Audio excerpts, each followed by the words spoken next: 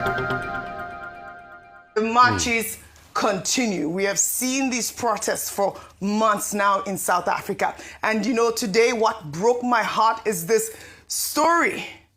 In the wake of the anti-migrant protests in South Africa, a Nigerian trader, popularly known as Big Joe, was shot dead outside his shop in Witbank on Sunday.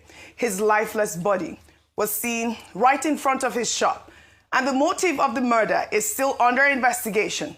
But the timing has sent shockwaves through Nigerian communities across South Africa, with Nigerians online reacting with grief, anger, and deep concern. Dr. Abacha, I'd like your thoughts on this killing. Well, the government, as I said earlier, is complicit. And the security systems in South Africa are indifferent. In fact, the statement by their president, I said earlier today, was hypocritical, and that the government has not arrested anybody that we know of. Look at the time when they were going to medical facilities to stop non-South Africans from accessing even public hospitals. What did the South African government, what did they do? Nothing. There is nothing you will say to them. Go to social media South Africa. They are very toxic, even as recently as this morning. And now they are murdering people. Big Joe. It was a summary execution. Yes, that's the point. And the gunmen have not been identified. Right. How many more are they going to kill? Nigeria says we have brought 570-something out of the place. Over 1,000 volunteers to come home. After D-Day, midnight hour, this midnight hour today, what is going to happen to those other Nigerians that are still in South Africa now that there are protests in Johannesburg, Pretoria and elsewhere? Yes, absolutely. And you made that point. The president of the National Association of Nigerian Students, Dr. Meshak Nwankwo. We will also begin lawful action to ensure that South African-based businesses in Nigeria are shut down, and our headquarters will be relocated to the South African High Commission in Nigeria till the South African government takes definitive, comprehensive, lasting measures against this cancer that is threatening the lives and future of Nigerians in South Africa and of the greatest Kpai.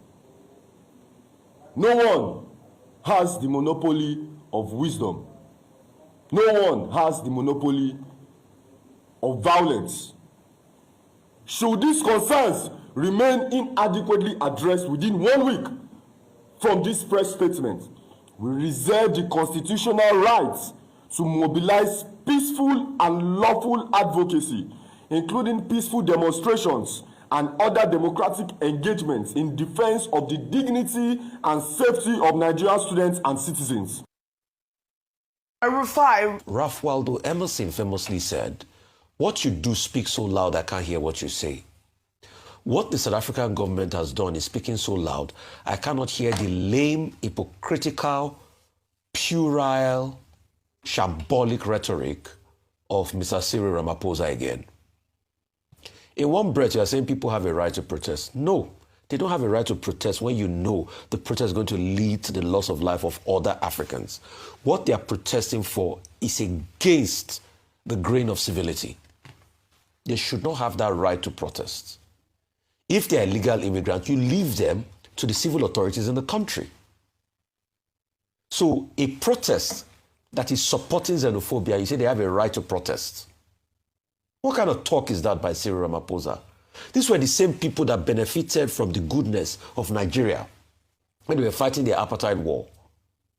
These were the same people that South Africa spent, Nigeria spent billions of dollars to support them. Give them weapons, give them armory. Give them all the things they use to fight. And you're saying they have a right to protest. Protest what nonsense?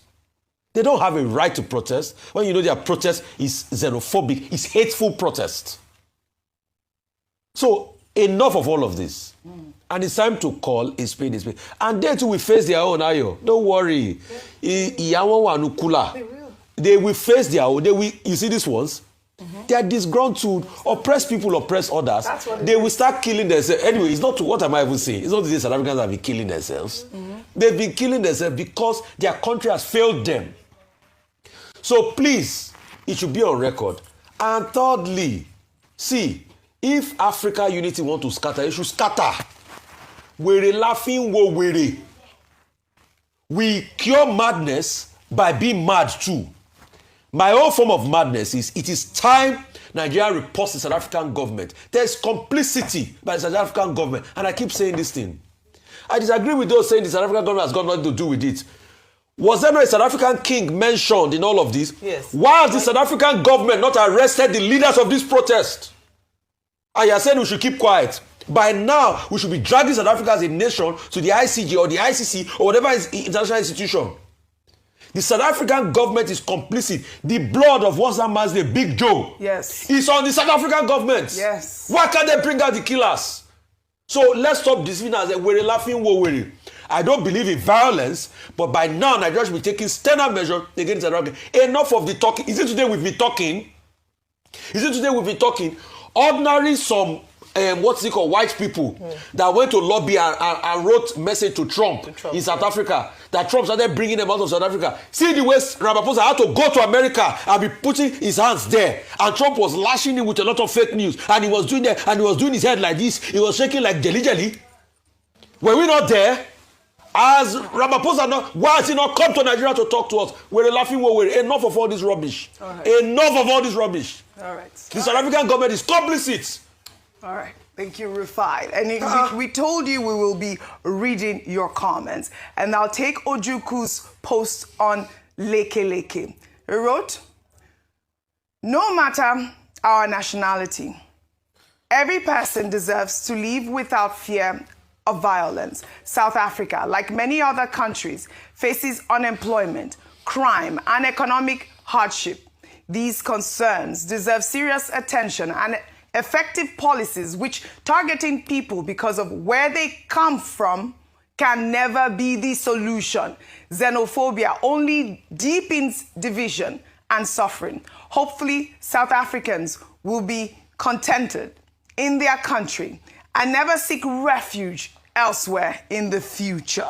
I mean, I thought that we were over this sort of expulsion of Africans from African nations. This is unfair. This is unrealistic, the and leaders they of need this protest. to stop. Is it that really? Is it that Ramaphosa and South African government say they don't know where these leaders of this protest are? Yes. Why have they not picked them up? Yes, we need justice. Why have they not picked them up? We need justice for Big Joe and all the Nigerians and Africans that have died. Certainly, he will not get justice. He will not get justice. They are complicit. Yes. That's my pain, OG, this morning. Big Joe, I feel pain this morning in my heart. Big Joe will not get any justice there as long as he was killed on South African soil because they are all complicit. Let's call a spade a spade. All right.